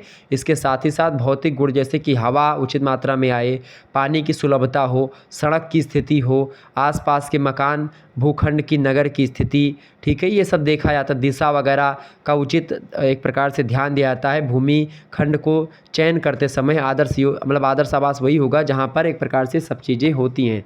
यानी कि भूमि खंड के आसपास पानी का भराव, कूड़े का ढेर ये सब ना हो, नगर पालिका या एक प्रकार से साफ़ सफाई ज़्यादा हो, नगर पालिका का भी ध्यान होता हो, तो वो होता है आदर्श मकान। तो पहली विशेषता।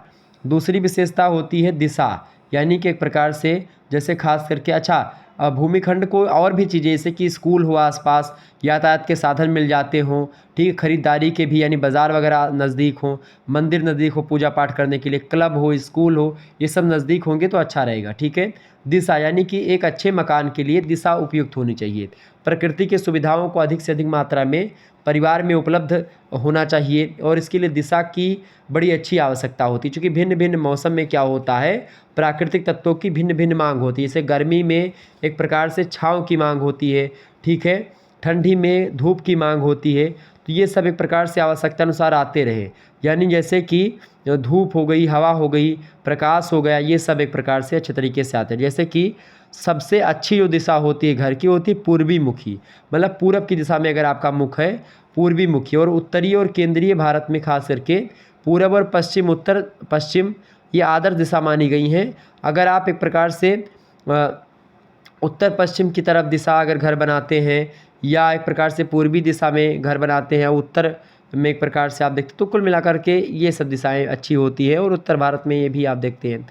कुल मिलाकर के अगर आप देखिएगा तो घर की दिशा बड़ी ज़बरदस्त होनी चाहिए। तीसरी बात, नींव यानी फाउंडेशन, मकान की जो नींव होती है उसको आपको मजबूत बनाना चाहिए, तभी अच्छा एक आदर्श मकान होगा, आदर्श आवास होगा। चौथी बात, कुर्सी या मंच, यानी कि मकान की कुर्सी को एक प्रकार से उचित महत्व दिया था। कुर्सी मतलब होता है यहाँ पर फर्नीचर वाली कुर्सी नहीं होता है।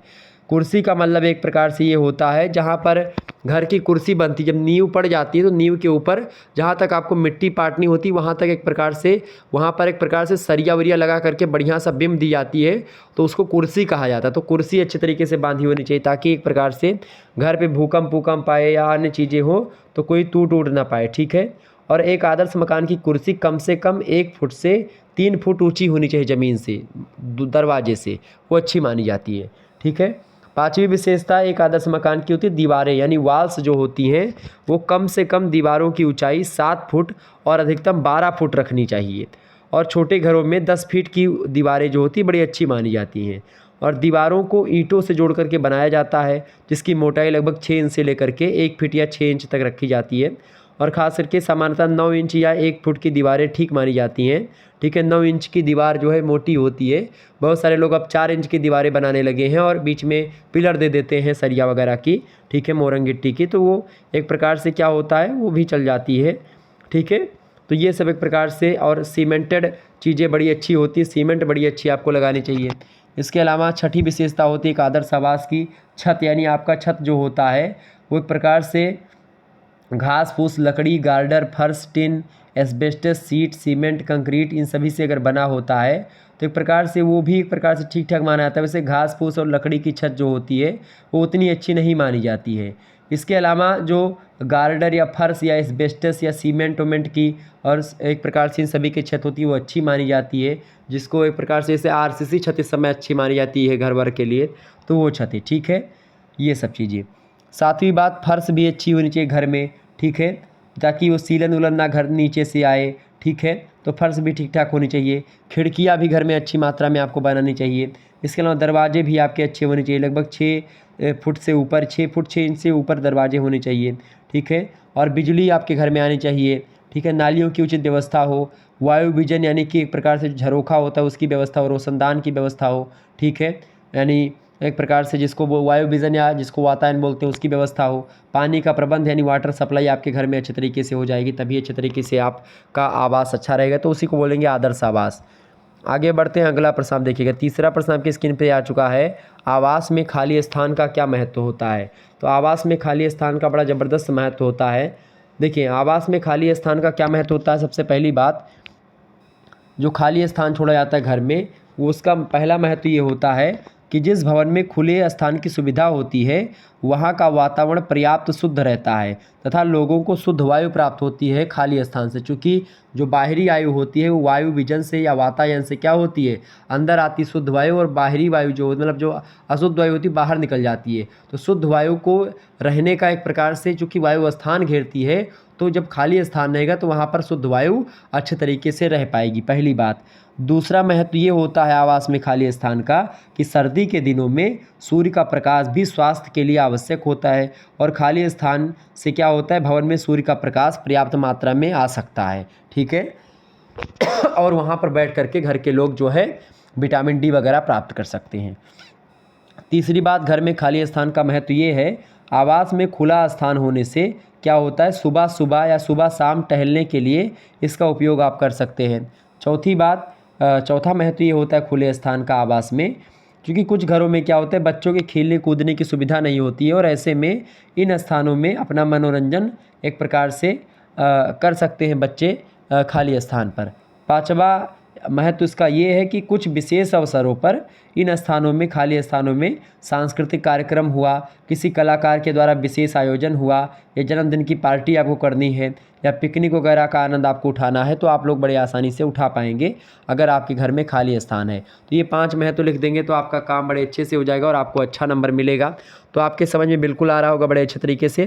तो फिर से रिक्वेस्ट यही रहेगी कि वीडियो को लाइक और शेयर अवश्य कर दीजिए सभी लोग, ओके। आगे बढ़ते हैं, अगला प्रश्न आप देखिएगा। चौथा प्रश्न आपकी स्क्रीन पर आ चुका है। गृह सज्जा करते समय ध्यान रखने योग्य बातें बताइए। गृह सज्जा रखने योग्य जो मतलब गृह सज्जा करते समय ध्यान रखने योग्य जो बातें होती हैं मुख्य रूप से वो कई बातें होती हैं। गृह सज्जा मतलब होता है घर की सजावट जो होती है उसको ध्यान में रखने, मतलब गृह सज्जा करते समय या घर को एक प्रकार से अच्छा दिखाने के लिए या घर को सजाते समय किन किन बातों का ध्यान रखना चाहिए, ये प्रश्न यहाँ पर पूछा गया है। इम्पोर्टेंट प्रश्न है। तो गृह की सज्जा को सुव्यवस्थित और आकर्षक बनाने हेतु कई प्रकार की बातों का हमको ध्यान रखना होता है। और आपको बता दूं, जैसे पहली बात, कमरे में चित्र और शीशा जिसको बोलते हैं दर्पण और अन्य जो उपसाधन हैं उनको बहुत अधिक ऊंचाई पर ना टांगे। इससे क्या होता है, आप उचित ऊंचाई पर टांगेंगे, जिससे एक प्रकार से चाहे चित्र की बात की जाए या दर्पण यानी शीशे की बात की जाए या अन्य जो अच्छे साधन होते हैं उनको ज़्यादा ऊंचाई पर आपको नहीं टांगना चाहिए। इससे दर्शकों को देखने में कठिनाई होती है और सर ऊपर करके देखना पड़ता है कोई चीज़। तो ऐसा दिखाएं ताकि जो है मनुष्य के सीधे में ही खड़ी हो। लगभग 6 या 7 फुट के आसपास अगर लगाएंगे उसको तो 6 फुट या 5 फुट के आसपास, तो चाहे वो आप कोई अलमारी बनवाए हैं घर में या कुछ भी चित्र लगाए हैं दरवाजे मतलब कि या दीवार पर आपने एक प्रकार से कोई सीनरी लगा रखी है तो ज़्यादा ऊंचाई पे नहीं लगाना चाहिए। इससे क्या होता है, देखने में लोगों को कठिनाई होती है। सबसे पहली बात आपको ये ध्यान देने होता है, ठीक है। और साथ ही साथ देखने में भिन्न भिन्न लगते हैं और सजावट का एक ही अंग नहीं रहते हैं, मतलब चूँकि सजावट में एक प्रकार से वो ऊपर हो जाते तो एक प्रकार से वो अच्छे भी नहीं लगते हैं। तो घर में सबसे पहली बात आपको यही करना चाहिए कि घर में जो चित्रकारी है वो ज़्यादा ऊंची नहीं होनी चाहिए। दूसरी बात आपको ध्यान देना चाहिए कि शांत तथा हल्के रंग से पूरे कमरे में चमकीले रंग की सजावट की वस्तु अधिक शोभायमान होती हैं। यानी अगर आपको हल्का रंग दीवार का होगा तो उस पे जो सीनरी वगैरह आप लगाएंगे वो ज़्यादा खिलेगी, वो ज़्यादा अच्छी लगेगी। तो कमरे का जो रंग होता है वो हल्का रंग होना चाहिए। इससे क्या होगा कि जो आप सीनरी कमरे में लगाएंगे या कोई चीज़ अगर आप दीवार पर लगाएंगे तो वो अच्छी तरीके से खिलखिलाती हुई दिखेगी, तो मतलब अच्छी दिखेगी, चमकदार दिखेगी, ठीक है। तो ये चीज़ सबसे पहली बात है, यानी कमरे का रंग आपको हल्का करना। बाहरी रंग आप थोड़ा टाइट कर सकते हो, अच्छा कर सकते हो चटक मटक, लेकिन एक प्रकार से कमरे का रंग थोड़ा हल्का होता है, उसमें ज़्यादा दिखता है अच्छे तरीके से। इसीलिए लोग कमरे का रंग जो है एक प्रकार से पीला वगैरह कर देते हैं, पीला नहीं सफ़ेद कर देते हैं या फिर और भी कलर का कर देते हैं, जिससे एक प्रकार से जो है चीज़ें दिखती हैं, अच्छी दिखती हैं सीनरी वगैरह। तीसरी बात ये होती है कि आपको गृह सज्जा करते समय आपको जो ध्यान रखने योग्य बातें होती हैं उनमें सबसे तीसरी बात ये होती है, सबसे इम्पॉर्टेंट बात है कि कमरे की सजावट करते समय कला के जो 5 तत्व हैं उनका ध्यान आपको रखना चाहिए। और कला के 5 तत्वों के बारे में मैंने आपको ऑलरेडी बताया था कला के 5 तत्व कौन कौन से बताए थे हमने भाई? 7 तत्व ऐसे बताए थे, लेकिन 5 तत्वों का विशेष ध्यान रखना होता है, जैसे कि रेखा का, आकार का, नमूने का, स्थान, प्रकाश, रंग, पोत, इन सभी का ध्यान आपको रखना चाहिए। ठीक है, ये बात। चौथी बात हमको ध्यान में क्या रखनी चाहिए भाई? यदि कमरे का फर्श जो है आपका पुराना है और आकर्षक नहीं है, मतलब अनाकर्षक है, तो उस पर आप कालीन या दरी बिछा दें, और उससे क्या होगा, पुरानेपन को आप छिपा सकते हैं। और इस प्रकार पुरानी दीवार पर आप एक प्रकार से जो दीवारी कागज़ होते हैं वो भी आप लगा सकते हैं। इस समय से आप घर पर अगर आप प्लास्टर करवा लिए हैं, आपको रंग नहीं रंगना चाहते हैं, तो आप उस पर एक टाइल्स के तरीके से एक दीवारी कागज़ आते हैं, तो आप उनको चिपका सकते हैं। आप एक प्रकार से ऑनलाइन उसको मंगवा भी सकते हैं, तो उससे आपका जो है घर होगा अच्छा दिखेगा, फूल पाती बनी रहती है उसमें। तो आप कमरे पर एक प्रकार से जो कागज़ होता है उसको लगा सकते हैं। यदि आपके कमरे की छत पुरानी है या देखने में भद्दी लग रही है, तो उसमें आप लकड़ी अथवा कागज़ लगा करके उसके भद्देपन को आप छिपा सकते हैं। तो ये भी एक प्रकार से गृह सज्जा में बहुत इंपॉर्टेंट भूमिका निभाता है। और पाँचवा ध्यान रखने योग्य बात ये होती है कि यदि कमरे की पृष्ठभूमि पर अधिक बल देना हो, तो कमरे में कम से कम वस्तुओं का सजावट आपको करना चाहिए। यानी कि अगर आपको नीचे फर्श पर ध्यान दिलाना हो तो कमरे में कम सजावट करें। इसके अलावा और भी कई चीज़ें, जैसे कि समय समय पर सजावट व्यवस्था में परिवर्तन लाने से मकान और कमरे में नयापन बना रहता है और रहने में बड़ी अच्छा, मतलब एक प्रकार से आपको नयापन महसूस होता है। ठीक है, इसके अलावा कमरे के आकार के अनुसार आपको छोटे बड़े फर्नीचर रखना चाहिए। ठीक है, जैसे कमरे में अगर फर्नीचर आपको रखे हैं तो बड़े कमरे में आपको बड़ा फर्नीचर, छोटे कमरे में छोटा फर्नीचर, ताकि भद्दा ना लगे। ठीक है, देखने में बेकार ना लगे। पुराने फर्नीचर पर आप खोल चढ़ा दें, इससे आकर्षक हो जाएगा वो। ठीक है, इसके अलावा खुली अथवा कांच वाली जो अलमारी होती है उसमें सजावट की वस्तु को इस प्रकार रखना चाहिए ताकि वह देखने में सुंदर लगे और लोग उसको एक प्रकार से देखें और सभी चीज़ें दिखाई पड़ें। तो शीशे वाली अलमारी में ऐसी चीज़ रखनी चाहिए। इसके अलावा घर की सजावट आपको रुचिकर रखनी चाहिए, मतलब अच्छी रखनी चाहिए। ठीक है, इसके अलावा सजावटी वस्तु तथा फर्नीचर को एक समूह में या एक साथ रखते समय एकता तथा अनुरूपता जो होती है उस पर आपको बड़ा ध्यान देना चाहिए ताकि वे एक प्रकार से देखने में सुंदर लगें। ठीक है, तो ये चीज़ आपको ध्यान रखनी चाहिए। इसके अलावा दो वस्तुओं के बीच में खाली स्थान छोड़ने से एकता का अभाव हो जाता है। तो एक प्रकार से अगर एकता और अनुरूपता आपको दिखानी तो खाली स्थान ज़्यादा बीच में ना छोड़े, एक जैसी वस्तुओं के बीच में आपको खाली स्थान नहीं छोड़ना चाहिए। तो इस प्रकार से ये आप जो है अगर गृह सज्जा करते तो इन चीज़ों को आपको ध्यान रखनी चाहिए। पृष्ठ सज्जा, पुष्प सज्जा, ये सब इंपॉर्टेंट होती हैं। ठीक है, अगला जैसे 5वां प्रश्न आपकी स्क्रीन पर आ चुका है। पुष्प सज्जा करते समय ध्यान रखने योग्य कौन कौन सी बातें होती हैं, यानी फूल सजाते समय। तो फूल सजाते समय आपको कई बातों का ध्यान रखना होता है। सबसे पहली बात आपको बता दूं, फूल सजाते समय घर में पृष्ठ सज्जा करते समय, मतलब पुष्प या जिसको बोलते हैं फूल सज्जा या पुष्प सज्जा, तो उसको करते समय सबसे पहली बात आपको ध्यान रखनी होती है। सबसे पहले आपको ध्यान रखना चाहिए कि पुष्प सज्जा कहाँ करनी है और कैसे करनी है और उसकी भावना, विषय वस्तु क्या होगी। फिर उसी के अनुसार आपको सामग्री चुनना चाहिए और उसके बाद में फिर पुष्प सज्जा करनी चाहिए। जिस प्रकार या जिस विशेष मतलब जिस व्यक्ति विशेष या परिवार के लिए आप पुष्प को सजा रहे हैं या पुष्प सज्जा की जा रही है, उसके व्यक्तित्व और रुचि उसकी क्या है, किस पुष्प को ज़्यादा पसंद करता है, उसी पुष्प को एक प्रकार से उसके कमरे में सजाना चाहिए। दूसरी बात, पुष्प सज्जा उस परिवार तथा उस स्थान के अनुकूल हो जहां उसे रखना चाहिए। तीसरी बात, सजावट अवसर के अनुकूल होना चाहिए। औपचारिक समय हेतु शानदार फूलों की बड़ी पुष्प सज्जा अच्छी लगती है, जबकि प्रतिदिन के लिए छोटी पुष्प सज्जा जो होती है सुंदर फूलों से की गई अच्छी लगती है। मतलब कि अगर आपको डेली फूल सजाना है तो आप हल्के फुल्के फूल भी सजा सकते हैं, लेकिन किसी विशेष अवसर पर आपको फूल सज्जा करनी है तो आप बड़े अच्छे तरीके से उसको बड़े गुलदस्ते से सजा सकते हैं। चौथी बात, कमरे की रंग योजना को देखते हुए आपको फूल सजाना चाहिए। जैसे कमरे का रंग अगर लाल है तो फूल दूसरे प्रकार का थोड़ा सा हो, कमरे का रंग सफ़ेद है तो लाल, पीला, ये तमाम प्रकार के फूल बड़े अच्छे लगेंगे। ठीक है, इसी प्रकार से फूल का मतलब फूलदान का रंग कैसा है, आकार कैसा है उसका, उसके आधार पर फूलों का चुनाव आपको करना चाहिए और सज्जा उसी के अनुरूप होनी चाहिए। इसके अलावा फूलदान के सौंदर्य बढ़ाने तथा उसे सुरक्षा देने के लिए नीचे किसी आधार यानी चटाई, कपड़ा या लकड़ी के टुकड़े को आप एक प्रकार से प्रयोग में ले सकते हैं। इसके अलावा फूल जो होते हैं हमेशा प्रातःकाल या सूर्य डूबने के बाद तोड़ने चाहिए। ठीक है। हालांकि भारतीय देश में प्रातःकाल ही तोड़ने के लिए कहा गया है और ख़ास करके जब सूर्य भगवान का अस्त हो जाता तो नहीं तोड़ा जाता कोई पत्ता और कोई फूल, ठीक है। तो प्रातःकाल तोड़ना बड़ा अच्छा माना जाता है। और ये जो बाद में तोड़ने वाले हैं, मतलब सूर्य भगवान के डूबने के बाद में रात में, तो रात में एक प्रकार से वो लोग करते हैं, जैसे कि जो विदेशी लोग हैं जो भारतीय संस्कृति को नहीं मानते हैं, ठीक है। और भी आप जैसे कि फूल तोड़ने के पश्चात ठंडे अंधेरे कमरे में पानी में डाल करके फूल को रख दें ताकि वो फूल अच्छे तरीके से बने रहें। इसके अलावा फूलों की व्यवस्था करते समय यह ध्यान देना चाहिए आपको कि पत्तियां पानी में ना रहें, मतलब पत्तियां पानी में आपकी ना डूबे, फूल ही एक प्रकार से पानी में डूबे रहें। इसके अलावा फूलदान का पानी बदलते रहने चाहिए ताकि फूल जल्दी ख़राब ना हो आपका।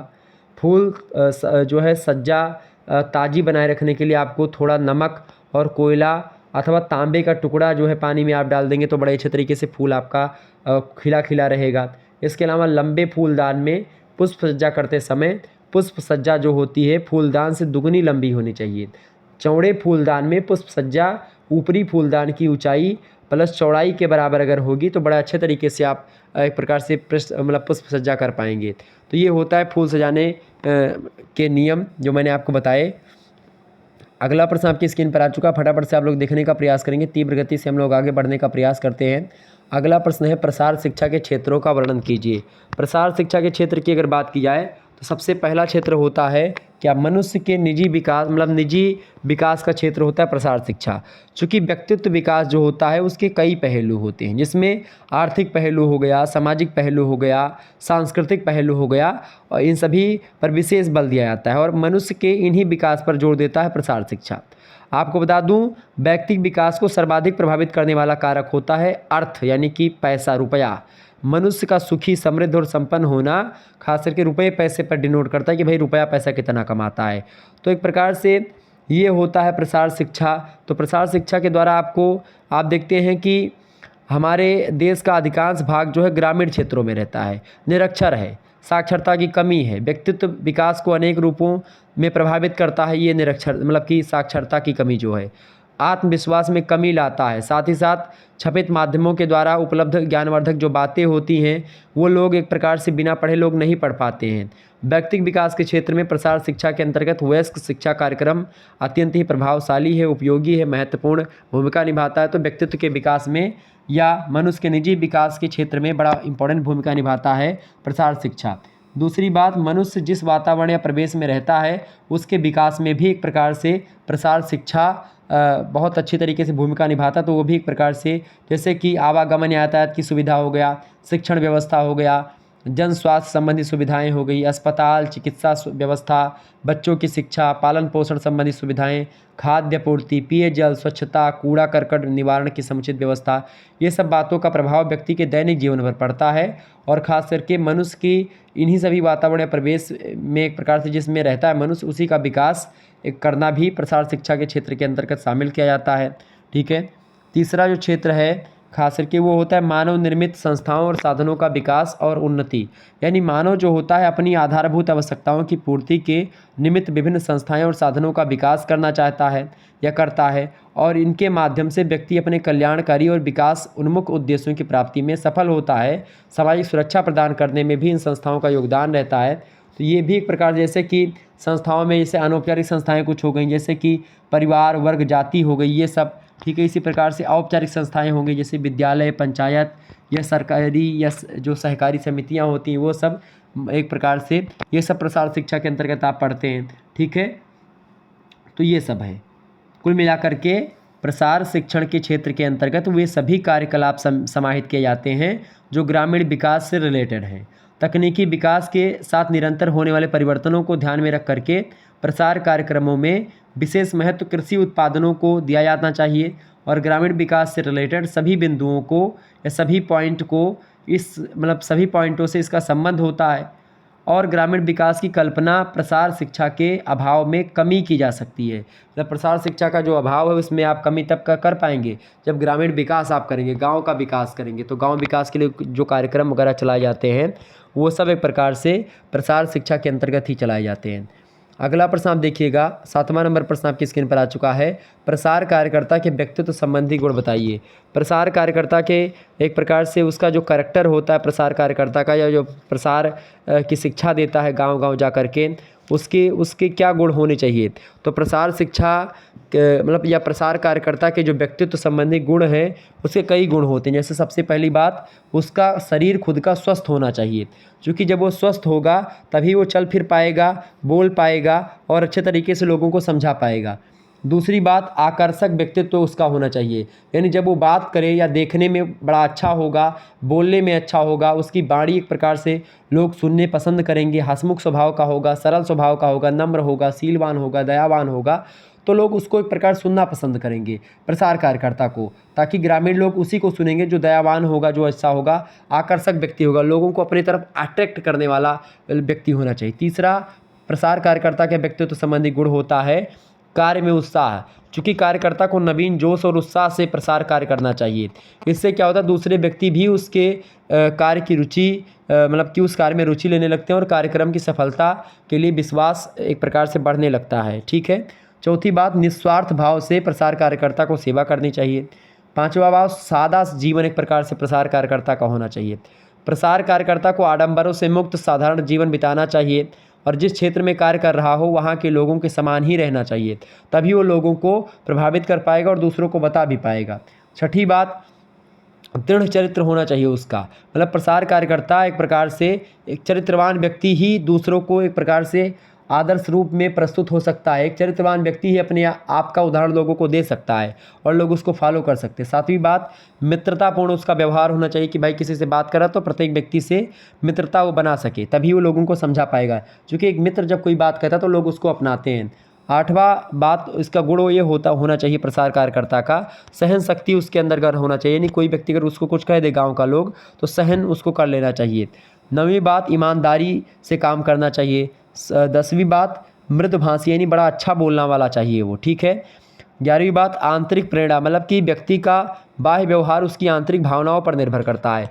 तो एक प्रसार कार्यकर्ता को हमेशा एक प्रकार से मोटिवेट अंदर से होना चाहिए। तो जब वो एक प्रकार से अंदर से मोटिवेट होगा तो लोगों को समझा पाएगा और उसका जो बॉडी लैंग्वेज होगा वो अच्छे तरीके से रिप्रेजेंट कर पाएगा अपने आप को एक प्रकार से। ठीक है। 12वां उसका गुण होता है साहस, उसके अंदर एक प्रकार से कठिनाइयों का सामना करने के लिए साहस का होना परम आवश्यक है। इसके अलावा दृढ़ निश्चय उसका अंदर होना चाहिए कि भाई अगर मैंने ये काम शुरुआत किया है तो उसका अंत भी मैं करूँगा। ठीक है। तो एक प्रसार कार्यकर्ता में हमेशा दृढ़ निश्चय होना चाहिए। और इसके अलावा उसके अंदर कार्यक्रम में विश्वास रहना चाहिए कि भाई मैं जो कार्यक्रम कर रहा हूँ उससे लोगों का भला होगा, विश्वास होना चाहिए, विश्वासम फलदायकम। और 15वां गुण होता है सत्यनिष्ठा और आदर्शवादिता, क्योंकि अगर वो सत्य नहीं होगा, आदर्श व्यक्ति केवल जनता का ध्यान ही आकर्षित नहीं करता है बल्कि वह उन्हें अपना अनुयायी बना लेता है। और जब कोई व्यक्ति किसी व्यक्ति का अनुयायी हो जाता है तो वो सारी बातों को मानने लगता है। जैसे गांधी जी के लोग गांधी जी के कहने पर मर मिटने की भावना रखते थे, तो ये होता है आदर्शपन। ठीक है। आगे बढ़ते हैं। अगला प्रश्न आप देखिएगा, 8वां नंबर प्रश्न आपकी स्क्रीन पर आ चुका है। चार्ट किसे कहते हैं, इसके प्रकार बताइए। ठीक है। इंपॉर्टेंट क्वेश्चन से आपकी परीक्षा की दृष्टि से ध्यान से देखने का प्रयास करेंगे। चार्ट किसे कहते हैं भाई, तो चार्टों में विचारों की श्रृंखला होती है। चार्ट के माध्यम से लोग अपने विचारों को दूसरे तक पहुंचाते हैं, लोगों तक पहुंचाते हैं, या किसी समस्या की प्रगति को चित्र के रूप में प्रदर्शित करने के लिए चार्ट का उपयोग किया जाता है। चार्ट मुख्य रूप से कई प्रकार के होते हैं, जैसे एक होता है फिलिप चार्ट। ठीक है। फिलिप चार्ट जो होता है ये चित्रों या कोई चित्र होता है, ड्राइंग या चार्टों के एक एल्बम के रूप में होता है और इस माध्यम के द्वारा कार्यकर्ता अपनी कहानी को चित्र रूप में प्रस्तुत करता है और एल्बम के रूप में बना करके इसे कैलेंडर के समान भी बनाया जा सकता है। संपूर्ण विषय सामग्री एक चार्ट में प्रस्तुत करना संभव नहीं होता है, तो अनेक चार्टों को एक लकड़ी या लोहे की पट्टी में कैलेंडर के समान लगा दिया जाता है और प्रदर्शित करते समय एक के बाद एक पलटते जाते हैं। और इससे अतिरिक्त चार्ट कई प्रकार के होते हैं। आपको बता दूं, चार्ट के द्वारा शिक्षण कार्य स्पष्ट रूप से प्रस्तुत किया जाता है। जैसे कि एक होता है तो फ्लिप चार्ट हो गया, दूसरा होता है शिक्षण चार्ट। शिक्षण चार्ट जो होता है समान चार्टों की अपेक्षा अधिक बड़ा होता है और इसमें विषय वस्तु से संबंधित पूरी जानकारी होती है, अस्थायी प्रकार का होता है ये। तीसरा चार्ट होता है भित्ति चार्ट। भित्ति चार्ट जो होता है ये दीवारों पर लगाए जाने वाले चार्ट होते हैं और इसमें अधिक चित्रों व लिखित सामग्री का इस प्रकार प्रयोग किया जाता है जिससे समझाने में मतलब या समझने में या समझाने में सरलता होती है लोगों को। ठीक है। इसके अलावा अगला चार्ट होता है चित्रमय चार्ट। ठीक है, चित्रमय चार्ट जो होता है इसमें रंग युक्त चित्र होते हैं और जो कलरफुल जो लिखाई होती है वो भी कलरफुल होती है। ग्राफ भी हो सकते हैं इसमें, ग्राफ और चित्रों का सम्मिश्रण भी हो सकता है। ठीक है, अगला होता है पांचवा संगठनात्मक चार्ट और इस चार्ट के द्वारा संगठन का ढांचा प्रस्तुत किया जाता है। जैसे कि किसी महाविद्यालय का संगठन है और उसमें चार्ट बनाया गया, जैसे कि मान लेते हैं जैसे एक प्राचार्य हो गए, प्रचार्य लिख दिया गया प्राचार्य। अब प्राचार्य को एक तो शिक्षा का काम करना है, एक कार्यालय भी संभालना है। तो शिक्षा में एक प्रकार से आप देखते हैं प्राध्यापक हो गए, सह प्राध्यापक व्याख्याता हो गए, कार्यालय में प्रमुख लेखपाल हो गए, उच्च श्रेणी के जो बाबू होते हैं लिपिक हो गए वो। तो एक प्रकार से ये होता है और प्रचार सबसे ऊपर होता है। तो इस प्रकार से ये एक चार्ट हो गया, तो ये होता है संगठनात्मक चार्ट। ठीक है, इसके अलावा होता है एक फ्लो चार्ट। फ्लो चार्ट जो होता है जब किसी वस्तु के निर्माण की कहानी बताई जाती है या बताना चाहते हैं तो उसको फ्लो चार्ट माध्यम से प्रदर्शित कर सकते हैं। अगला होता है आपका समय चार्ट। जब कोई विषय सामग्री समय के साथ उल्लेखित की जाती है तो उसको हम समय चार्ट कहते हैं, जैसे किसी महान व्यक्ति का जीवन विस्तार से आपको बताना है। इसके अलावा एक होता है अगला आठवां, वो होता है प्रवाह चार्ट, यानी इसको आप फ्लो चार्ट कहते हैं, उसी को ही प्रवाह जो है प्रवाह चार्ट कहते हैं। जैसे ज्यामितीय आकारों की सहायता से किसी भी प्रक्रिया के प्रवाह को दर्शाया जाता है। ठीक है, अगला होता है सारणी चार्ट। सारणी चार्ट को टेबल चार्ट भी कहते हैं और इस चार्ट में सूचनाओं को सारणी के रूप में दिखाया जाता है। ठीक है, एक के बाद दूसरा या एक प्रकार से तुलनात्मक रूप से। इसके अलावा अगला होता है वृक्ष या स्ट्रोम चार्ट या ट्री चार्ट जिसको कहते हैं। यदि हम किसी वस्तु, प्रक्रिया अथवा संगठन के विभाग तथा उप विभागों को प्रदर्शित करना चाहते हैं तो एक वृक्ष के तने तथा शाखा उपशाखाओं के माध्यम से एक नदी या उसकी सहायक नदियों के चित्रों के माध्यम से हम लोग सफलतापूर्वक उसके ढांचे को बता सकते हैं कि एक पेड़ बनाया, उसकी कई टहनियाँ बना दी, तो एक कोई दर्शा दिया कि भाई ये फला है, ये फला है, ये फला है, ये फला है। इस प्रकार से हम समझा सकते हैं।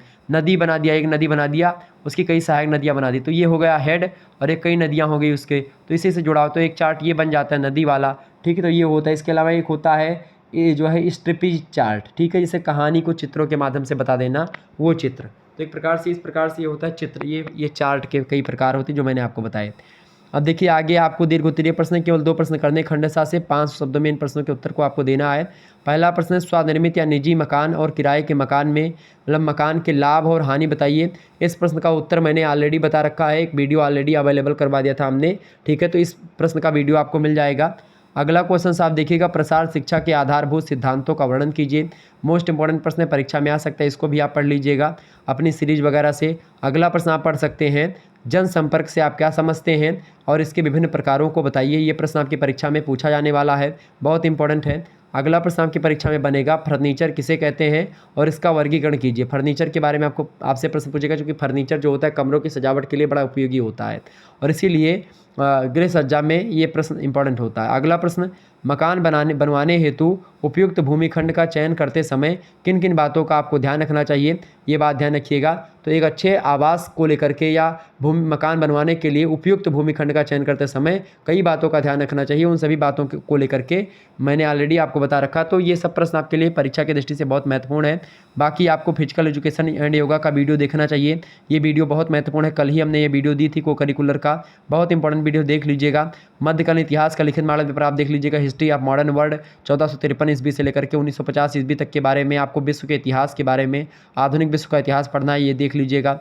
हिंदी साहित्य वालों हिंदी अनुवाद आपको पढ़ना है BA 4th सेमेस्टर में, आप इसको देख लीजिएगा। मोस्ट इंपॉर्टेंट क्वेश्चन और इसमें आंसर इसमें समाहित किए गए हैं। ठीक है, राजनीति विज्ञान वालों वेस्टर्न पॉलिटिकल थॉट आपको पढ़ना है BA 4th सेमेस्टर में, लिखित मॉडल पेपर अवेलेबल हो चुका, आप इसको देख लीजिएगा। शिक्षा शास्त्र का model paper, psychological perspectives of education, लिखित मॉडल पेपर अवेलेबल है। दो मॉडल पेपर हर एक सब्जेक्ट के अवेलेबल है, प्ले लिस्ट में आपको वीडियो मिल जाएगी, आप देख लीजिएगा।